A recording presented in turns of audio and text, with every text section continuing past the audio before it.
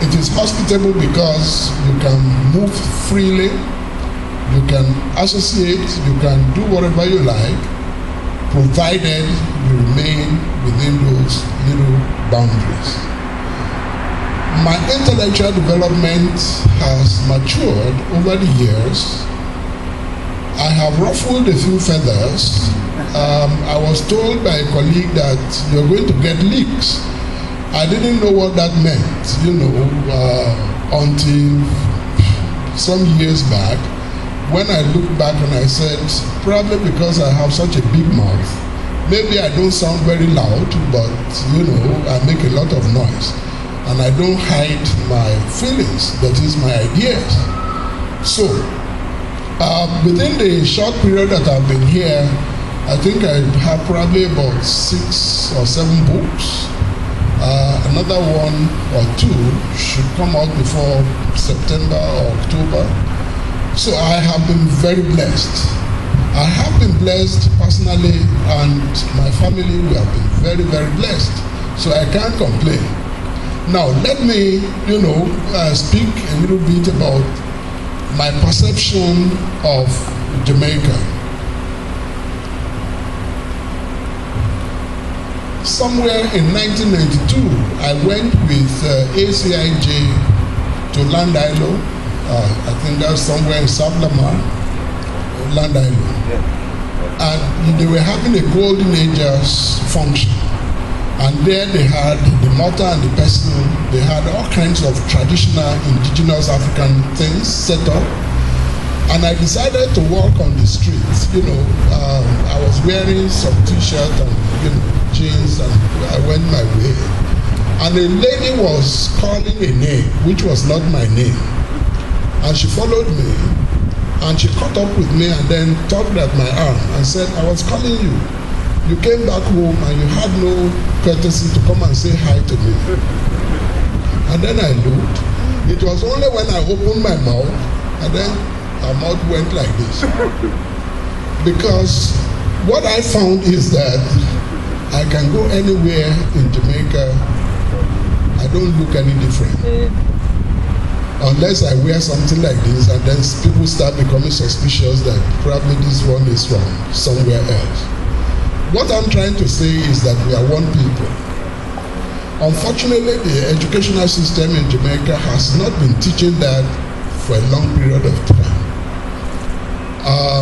I now understand that the curriculum is being revised to include Marcus Garvey and various other aspects of, Caribbean culture.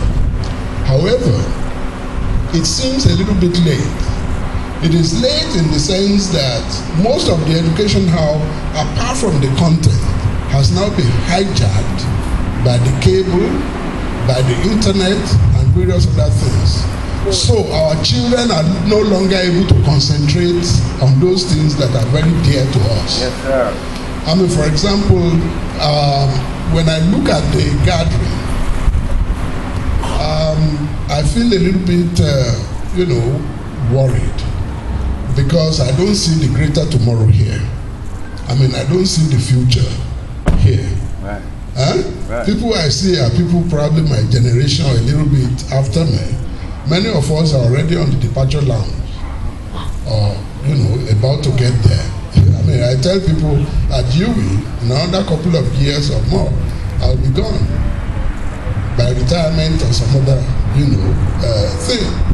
Consequently, I am suggesting that the country is the way it is because the important things have been de-emphasized or not emphasized at all, right. Not valued at all.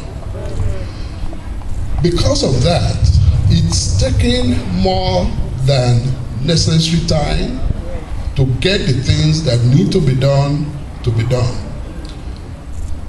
The conference I attended in Kenya last week, the theme for the discussion is Africa looking east or west. And I said, we are still in the same old narrative. The same old narrative suggests that Africa is like the infant of the world that needs somebody to push on a pram. Whereas, if you look at the resources that drive the world, that make things happen, in all those technological marvels that you hold in your hand, some of the components come from Africa. Many.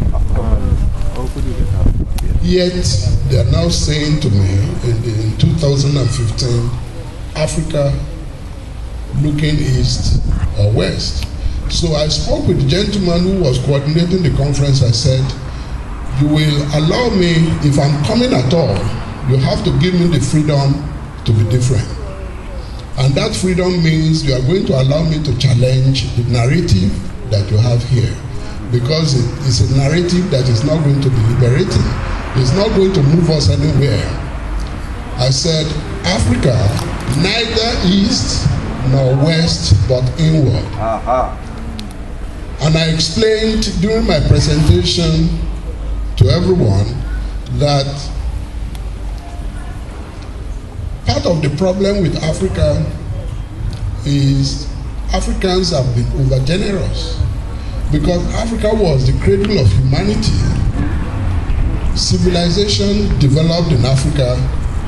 Humanity, coming to recognize itself as such, evolved from Africa. Consequently, we have been more than welcoming to everybody. And because we have been welcoming to everybody, that then became an albatross around the neck of Africa. And when you welcome somebody into your house without setting the parameters, especially there was a book that was done by one Jack Goody, where he explained that in Africa, people don't have land titles. Okay? And if people don't have land titles, it means the land belongs to no one. And if the land belongs to no one, whoever takes it over and develops it then becomes the owner. That was the principle on which most of South Africa was taken by the Boers and the other whites. Okay? And part of the reason why South Africa has never condemned Zimbabwe is because the problem in Zimbabwe is very, very small compared with the problem waiting to happen in South Africa. Simply because the land issue has not been addressed. Okay? And if they don't address the land issue, then it's something waiting to explode. So what I'm trying to say is that one of the challenges that we have had as a people is because we have been very open, very accommodating, and consequently people come from everywhere to abuse us, to colonize us, okay, and to enslave us. And since if you want to liberate yourself, you have to find a means of living within your income. Okay? Well, let me explain, use my own particular example. Back in Nigeria, if you say you are friends, it's not like here, because colleagues who are Jamaicans, Professor Reed and others, when I came, they sat me down, and this is one of the boundaries they set down for me. They said, in Jamaica, if somebody come to you and say, give me $5,000, if you give it to that person, know that it is money you can forget. Because when you want it back, then that's when it may become a problem. I don't know if it is true or false. So, whereas, where I am coming from, if a friend of mine comes to me and says, I need 5,000 naira, if I have it, I will give it to him. And he will want to pay it back when he has the money, or whenever I request for it without any problem. So when I came here now, realizing that I have nobody to give me that kind of support, I had to make sure that I never got broke. I don't know if you get what I'm saying. What I'm saying is that the basic, what has happened in Greece, I don't know how many of you listen to the news. What is happening in Greece is what has always happened to African societies and other poor countries. And Greece has now become a black country I don't know if you get it. Greece has become a black country, being dictated to by IMF and World Bank. And until Greece says no, which is what the referendum they have done is saying, they're not getting anywhere. But they also must cut the waste wherever it is going, and that is what Jamaica is not willing to do. And because Jamaica is not willing to do, how many of you remember we had this reform of secondary education in the 90s? Rose? Yeah. All right? That was supposed to streamline the educational system to make sure that it became balanced. But then because the country had no money, in the 90s, that was when we had the meltdown. The economy virtually collapsed, and then we had FinSA. We are almost getting there now because it's the same kind of policies that are dead, that never worked anywhere, that we are still pursuing. Okay? I don't want to be a prophet of doom, so please forgive me if I don't bear cheerful news. But I'm saying that we cannot be doing the same thing that has failed and expect different result. All right. Sir. Or expect a different result or a better result. No, it's never going to happen. Yeah. So the third element of what I was told to talk about is a little bit of speculation. And that is to look into the future and see the need for collaboration between Africa and the diaspora. One, I have said that the educational gap, that is the knowledge gap between Africa and the diaspora is a serious thing. And because we don't know about each other, it means that there is a lot of,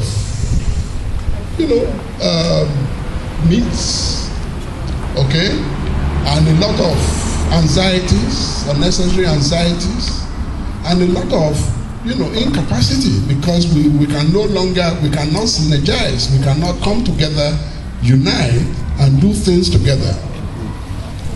And that means that we have to find a way to redress that. I don't know how we are going to do it, but it is necessary. However, the African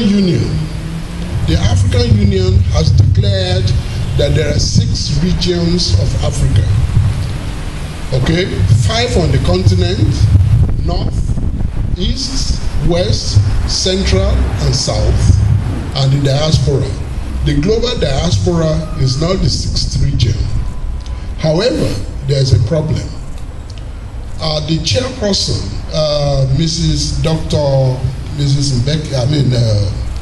Zuma, came here in March. And one of the challenges we raised when she addressed students is that the African Union says that we have 6 regions and the diaspora is the 6th region.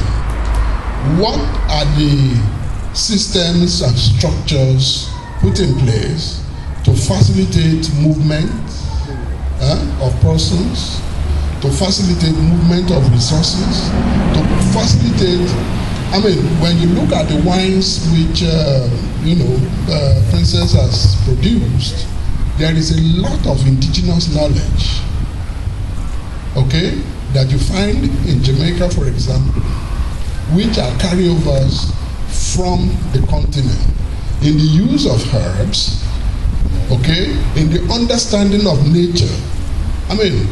Part of the reason why blacks were brought here was because of their agricultural, intelligence, the expertise.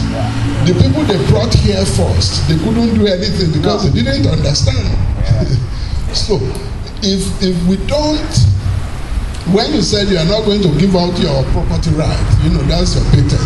You can't, because the moment you do that, then somebody else is going to be using it. That's what they want to do. If Grace Kennedy wants your product, for example, then you can sell it to them, and then you make your money, and then you do something else. But unless somebody is paying you, you can't give it. But you see, that's the problem with Africa in the past. Our knowledge system has always been available for everybody to steal and to use.